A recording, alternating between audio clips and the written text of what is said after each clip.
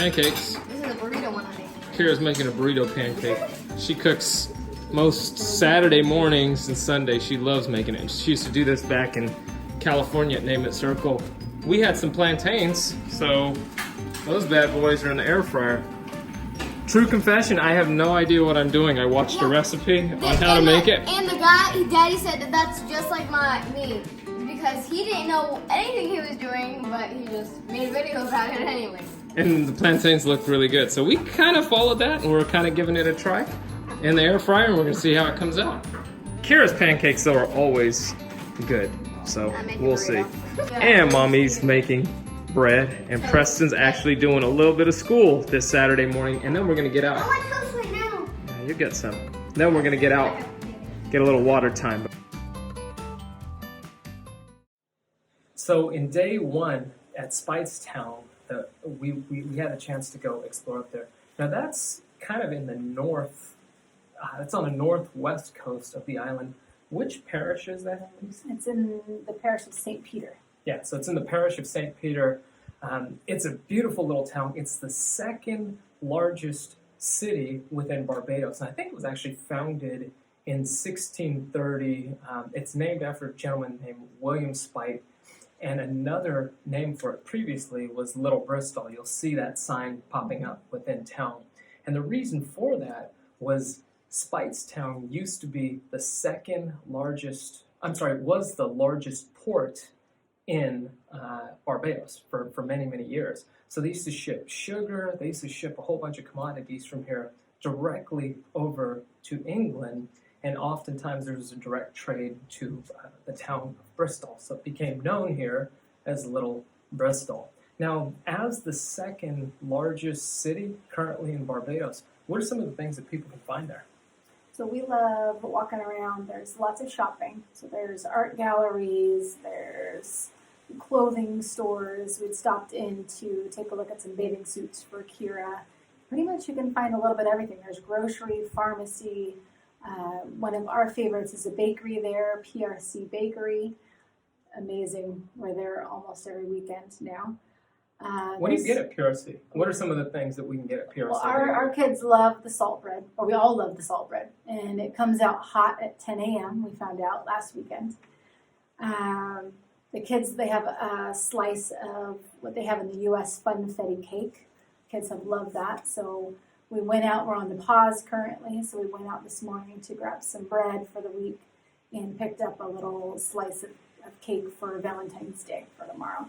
And they also have like these little meat rolls that are really good, and it's an outstanding bakery. So definitely check out PRC. Cash only, so make sure you have cash. And it's right at the north end of Speightstown. So when you're passing through, it's literally right before you get to the beach, and it'll be on the right-hand side. You can't miss it, and you're going to see a whole bunch of locals lined up right now with the pause. Yeah, so, and everybody's going in to get the fresh hot bread. Right. So, and within Speightstown, some of the other stuff that you're going to find there, like Lisa mentioned, there's Courts, which is one of the big kind of department stores and stuff. So they have a lot of that. But it's a beautiful little city. The art galleries are open right now in the midst of the pause. But just walking around, you can see just how old some of the buildings are. There's murals throughout, which is really neat. There's this incredible mural that covers the history of Barbados, and it's just painted on this wall, and you're standing there and overlooking the beach. We got some footage of that. But if you spend a little time walking through town, you can learn a lot about the history of Barbados and some of the big amazing things that have happened here. For those of you that don't know, when the Concorde aircraft was flying, this was one of the few places in the world that it flew in. In fact, when I was here in the early 2000s, I came here after I graduated college, and I spent month and a half between here and Trinidad. And I remember going to the beaches in Carlisle Bay and just watching certain days a week. The Concorde would pass by when it used to fly, and it would land. It would be the London flight that was coming in. They even have a Concorde exhibit. We have no idea if it's open or not now. When we were here in 2018, it was not open. And with the pause, a lot of things have kind of been on hold right now. So, and then we also found the juice bar. So the kids loved fresh mango smoothie, some lemonade.